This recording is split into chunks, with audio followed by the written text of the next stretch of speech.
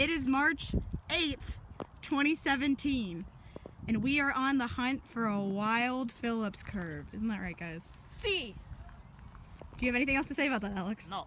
Okay, so let's see if we can find him. I wonder where he could be.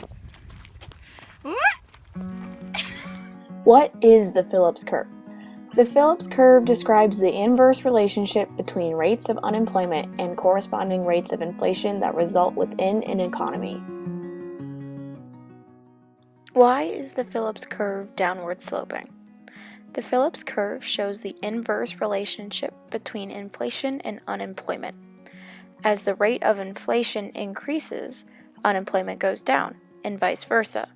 This is true, but only evident in the short run. The Phillips curve illustrates the relationship between inflation and unemployment in both the short run and long run. The short run Phillips curve is downward sloping, and the long run Phillips curve is vertical.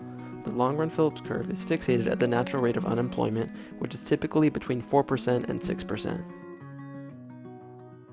What causes the Phillips curve to shift? A shift of the short-run aggregate supply curve will cause the short-run Phillips curve to shift in the opposite direction. An example of this would be if Titan land produces carrots and they experience a flash flood. This is a negative supply shock, which will shift the short-run aggregate supply curve to the left, resulting in the Phillips curve shifting to the right. If short-run aggregate supply shifts to the left, we'll have higher price level and lower quantity, resulting in stagflation. This leads to a shift to the right of the short-run Phillips curve, which leaves us with higher inflation and higher unemployment. If short-run aggregate supply shifts to the right, we'll have lower price level and higher quantity. This leads to a shift to the left of the short-run Phillips curve, which leaves us with lower inflation and lower unemployment. What causes movement along the Phillips curve? A shift in aggregate demand will cause a movement along the short-run Phillips curve in the opposite direction.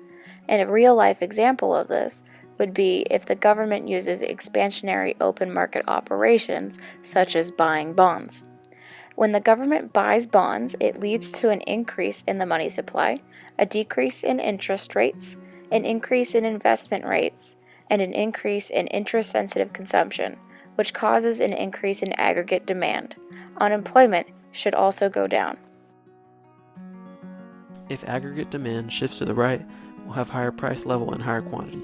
This leads to a movement along the short-run Phillips curve to the left, causing higher inflation and lower unemployment. If aggregate demand shifts to the left, we'll have lower price level and lower quantity. This leads to a movement along the short-run Phillips curve to the right, causing lower inflation and higher unemployment.